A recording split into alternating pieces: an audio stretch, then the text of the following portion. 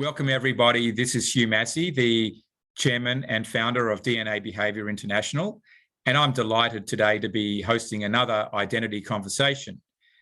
And I have with me Karen Foley, and I've known Karen for around the last 10 years or so. She's been using the DNA behaviour systems, particularly business DNA, in her various roles as a leader of organisations, firstly at Midtown Athletic as a leader in the health and wellness industry. She's done coaching with it, and now she is the Vice President of Operations at Phase 3 Marketing and Communications. So Karen is a through and through a leader. So welcome, Karen. It's great to spend time with you. Thanks. I'm excited to be here. So Karen, why don't we just get started with you telling me a little bit about your life and career and how you got to your current role at Phase 3 Marketing and Communications. All right. So I had done this with my a leadership team here at Phase 3. So I was able to kind of back it up a little bit over my life after college. I started out not in the fitness industry. I actually worked with emotional and abused children. So I worked 7 years with these children out in the wilderness. I did wilderness therapy as well as just on an indoor unit. And I worked 7 years with these children. And I feel like that was my foundation for everything that I've learned in fitness and as well as in my vice president of operations role now. Through that time, I learned through those kids where they were able to really kind of identify some of my attributes that I didn't even know that I had. And by sharing stories about what I did with those kids of hiking out in the woods or canoeing down a river in the middle of a Florida swamp, or even just having a talk with the children about their behavior, it really showed me that I really wanted to influence and help bring out the best potential in anybody that I was with, to see these kids transform from having broken homes, broken themselves and not even knowing what they would do with their life, and then hearing what their success stories were going to be, and to see them graduate from high school or to see them graduate from college and to have a successful life. That was amazing. After 7 years of that, I did transition into the health club business. And I started teaching swim lessons, one bubble at a time, having little kids kick their feet, learn how to swim. And in that role, I knew when I walked into that first gymnasium, I was like, I'm going to run this place someday. And it took me doing everything from, being the person who would clean the pools to saying, hey, I can go ahead and take care of the kids in the kids center and lead the camp. And I volunteered to do, and I worked my way into every role until I was able to finally become a general manager. And I knew that place inch by inch, but I was so passionate about finding what we could do to make that community better. This gymnasium was in the middle of a community. People from all types of various backgrounds would come in, and we would be able to showcase how maybe swimming would change their life, or maybe if they were able to figure out how to stand up or sit down from after an accident. And by having my team members there to show that, I mean, that was like the best 12 years of my life at that one. And then I had the opportunity to go to Midtown Athletic Club and do the same thing and only elevate that, because that was almost like they handed the keys to me and said, you could do whatever you wanted. And we were like, we are going to be number one in the whole community. We are going to be number one in our company. And by bringing up the financial performance, by finding the right leaders, by finding the right team members, influencing our members to participate. Oh my gosh, to see that change and to see them really embrace that community, that was amazing. And then I had a great opportunity where one of the members who owns the company that I'm currently at, I think he saw some of those changes and he's like, hey, I need this at my company. And I was at a crossroad where I had to make a decision. I got promoted at Midtown and I had to move to Chicago, or I had an opportunity to stay here. And I chose to stay in Atlanta. And I went over here to become the vice president of operations, not knowing one thing about the marketing printing world. However, I knew that this team needed leadership. We needed a culture change. We needed some systems and processes. And I remember walking in my first day and no one smiled. Heads were down.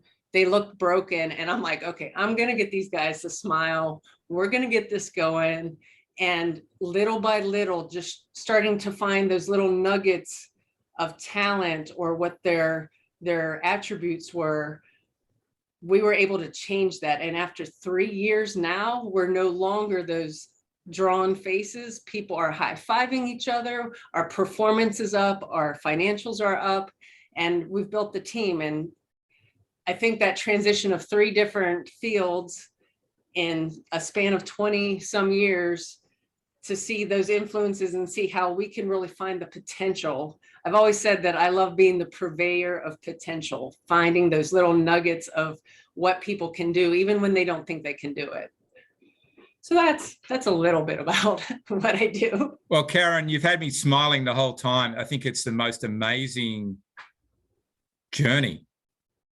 And just to look at where you came from in helping, the emotional and abused kids, giving them life experience, transforming their lives in a way, as you said, I think, finding nuggets inside them and getting them to see something positive about themselves. Right. And then in a similar way, particularly at phase 3 marketing, when you went in there, in seeing, faces not smiling, probably disengagement at some level. Right. You stepped in their leader and put a smile back on their face. Yeah. Got people to believe in themselves. Work isn't always a bad place to go. Right. All those types of things. Right. So that's been, yeah. Yeah. I mean, it's quite amazing. I think it also shows that, if you are a leader and you instinctively know what to do, and that these things are important, culture, engaged employees, trying to find the best in people and getting them to see it for themselves. You can do that in really anywhere. Right. It doesn't matter whether it's healthcare and then it's marketing and communications. Right. If you're a leader, you're a leader. Right. And I think that's something that's really important here. But just going back to working with the children, what do you think was the big lesson out of that you got, that you really have brought to the business world? So I'll tell a little story, because I think this was a changing point of my entire career. Or my life, actually. I was working at an outdoor therapy program. So I'm with a bunch of 12 and 13-year-old boys. It was a great program because these kids would earn responsibilities based on their behavior and how they would, maybe be able to be the fire builder, or they could be the cook for the night, or they would take the notes for the lesson when we went around. So there was like little levels of leadership already within that group. And it was a great program where we would hold the kids accountable by just true, natural behavior, natural consequences. It was called reality therapy. So, your actions, create the consequence that comes from that. So the kids would, we were trying to get them to follow all of their process and procedures. I was, really kind of harping on them, probably being like, come on, guys, we got to do this. We got to do this. And like, just really pushing them probably more than they ever have. And they would have these things where if another kid in the group would say something wrong, or they would do something wrong, they would call a huddle. And then what they would do is pull a huddle together. And then the person would be like, I'd like to call a huddle on so-and-so. And this is what behavior I see from them. So I thought it was a great way for them to really be able to confront something naturally, but also very professional, or not professionally, but very, mindful. And they were very good about this. Well, one day we were doing all of this stuff and one of the kids was like, hey, Miss Karen, I'd like to call a huddle. And I'm like, okay.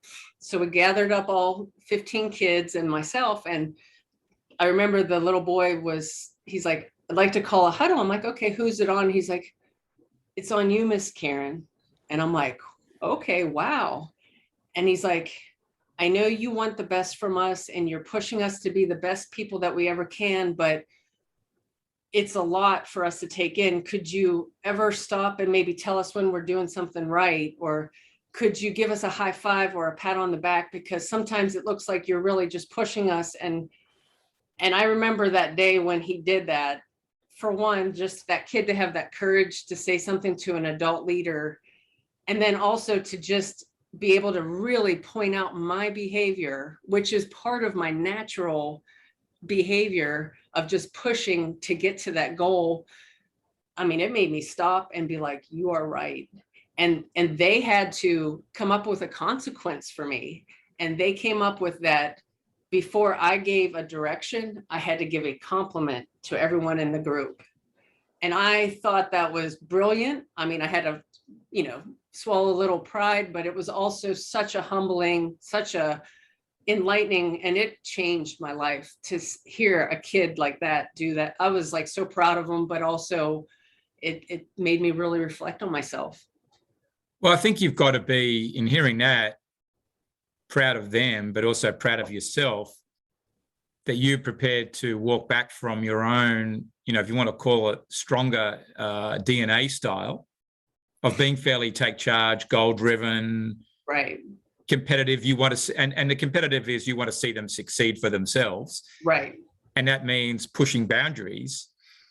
But the fact that you're prepared to be vulnerable with them and go through that with a 10-year-old in the group, yeah, is amazing in its own right. And hopefully there are leaders listening to this to realize, sometimes, even though you're the boss, you've got to take some feedback from the team, right, and step back from it. It's for your own good to engage everybody. But I think partly, Karen, in that really good story was the question I was going to ask you. You somewhat answered it. Was, if you're pushing these kids, how do you motivate them to actually want to be pushed? Right.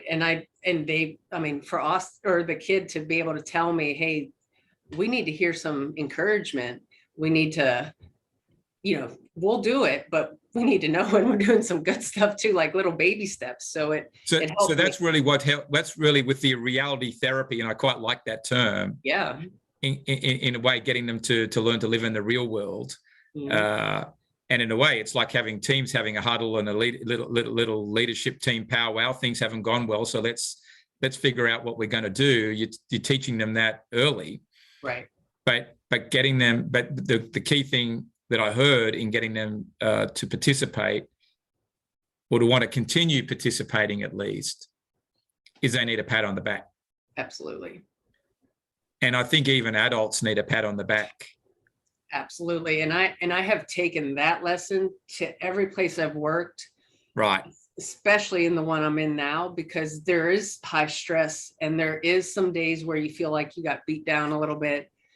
But it's like we always want to find that shiny nugget, and we will do little huddles and say, okay, well, what went well today? Let's talk about what went well. We know what went wrong. Let's talk about what went well. And that helps pick people up. And I'm very mindful of that because of that day 20 years ago, so it's amazing. I think all of us who have got a strong DNA style, initiator style like you have, that are pretty driven, can sometimes forget to slow it down. And right.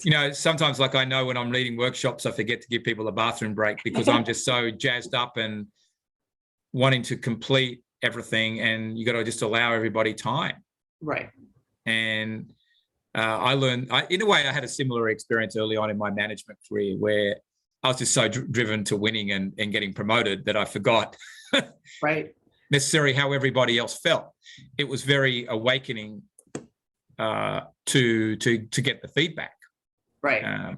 Which I think is what you're saying. So with your DNA, and you've completed business DNA, and you work with our financial DNA tools as well. and and I'm just saying this for the benefit of our listeners, you're an initiator, very strong on take charge, pioneering, can be quite fast paced, take some risks. But, what have you learned out of this in terms of operationalizing the DNA insights in your life and in the workplace? Sure. Having taken this DNA, I mean, it puts it in front of my face of probably what I've always known. However, to be able to read it and to see it and to know, especially in the higher stressful times, what my natural behavior is going to be. Yeah. I can plan for that so that when it's in that moment, then I know when to pump a brake, when I know when to take a moment, or when I am building my team, who I need on my team to be those balancers. So I don't need 100 Karens in the room, because that's not going to be great. I need people who are going to be my bumpers or my brakes. If I'm fast paced, if I'm going to be that pioneer, I need someone also who's going to be able to ask a question or get those details, and just complement the things that I'm good at. I need the people to complement me so that we can balance it out. And I've tried to do that in every place that I've been at, and that I've been the most successful when I've done that.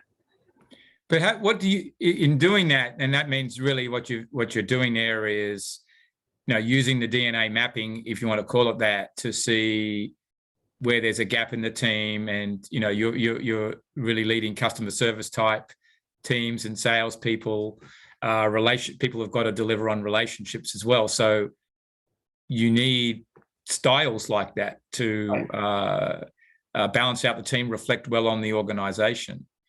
But what about your own strengths as a leader? What do you, in terms of those talents, what do you see as your standout strength? I think I said it a little bit earlier before, is that I think I have this, I can see beyond what's immediately in front of us. So I can see that potential, and it could be the potential for how we can win. It could be a potential of how we'll get to that goal, or it could be that potential in that person that they don't even see in that. I think that's what I get the most joy out of, is trying to find that something that someone never thought they could do, and then you get them there. And those are my favorite parts of my whole life, like in my career, but even my friendships and my relationships outside of here. If I can do that and we are successful in whatever it is, I mean, and I think that's part of what I do best. Yeah, so that's interesting, because you've just said there, and some of it, a little bit you did say before, but if I connect the dots on it, you can see beyond the current situation, right? That's in front of you. But do you see that more in terms of the business direction or the talent of the people? I can see. I think I can see both. I mean, I can see that direction of, especially in a business. I feel that's pretty natural when I can see where we need to go, and especially if it's you put a challenge or a goal in front of me, I'm going to go for it. But the people part, I love finding that puzzle piece, like kind of unlocking that from the people in front of me, and then being able to, if I can be a helper or an assistant or that pusher, or maybe even that person that is the safety net so that they can find it. I get so much joy from that. Yeah. So in a way, you can see where the business is going or needs to go, but then it's who do you bring along on the journey, right? And what I think you used the word before, what's the nugget inside them, right? That's going to help go to that futuristic place, if you want to call it that, or get that result. Right. And it seems to me that it's more around the people side of this, Karen, that lights your fire a little bit more than necessarily what the business is or the particular strategy. It's more having a win on the person. Right. that they're able to step up and do what's needed because you could see the gold inside them. Right. Absolutely. And throughout my whole life, like even, coming up, as a young child or probably more teenager, like those were the fun things to do, is to build those little teams. I don't think I knew I was doing that even younger, but now reflecting back on my whole life and my career, that's what I did, and even I found in my own personal life, like I like connecting people together and then being able to maybe come up with something, like a neighborhood, get together, or a family get together, or whatever that is, in even outside of work. It doesn't have to just be about work. So if we talk about, Karen, your identity and how you want to be seen out in the world, how you hold yourself out at the place that you're aspiring to go yourself in terms of your own being as a human. Out of what you said to me today, what do you see that as? The uniqueness of Karen, how the world will see you, maybe remember you as well in this very interesting 20+ year journey from helping disadvantaged children to being the leader of a marketing and communication business. Right. And I've thought of this actually. I did this little exercise with myself, during the pandemic. There's not a lot to do. So you sit, and I thought about, like, what do I want to be known for? Or what do I want to be remembered for? And I don't want to be remembered for all of my career path, but I want to be known that I influenced something better for people. I made a difference by either connecting a people or a community, or influencing change that impacts something positive. I don't have to solve world peace. That would be great, but that's a big one. But if I can do it in my small little community, one community at a time, and be something big, something bigger beyond myself. It's not really about me. It's about making those little connections and then letting them go do it. And then it keeps on breeding to bigger ones throughout the place. Yeah, I definitely see that. And I think it's good to always bring a dose of realism as to, in some ways, what can you achieve in a lifetime, but also maybe impacting something that's bigger that might go beyond our careers and current lives. But somewhat, I think you used the words very early on in our conversation today. And so if I said these 3 words back to you, the purveyor of human potential, like that really stood out for me. It was very clear. Yeah.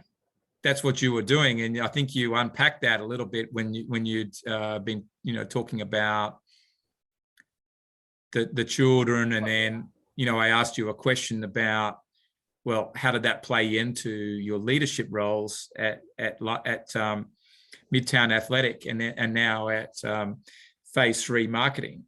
Right. Yeah. It seems the common theme, and this is what I always find, this is why I love having these identity conversations. The theme has been sitting there a long time, even if you haven't seen it. It's true. But that's a great thing as a leader, to be able to have that talent. And there may be other movements, yes, in the future that you can influence. It's just having the connections to those. Right. And you will see, the amazing talents and be able to help push that along. But I think remembering yourself as the purveyor of human potential, to me, that's the state of being, if you want to call it that. It's not about whether you're the VP of something or the CEO or the fixer of something or an accountant or whatever. It doesn't really matter. That's the higher place. And I would think wherever you go in the future or whatever you do, that would be what comes with you. Right. I agree. You need to be in that place where you are influencing human potential? Well, firstly, finding it or seeing it, and then influencing it. Absolutely. Does that feel comfortable for you?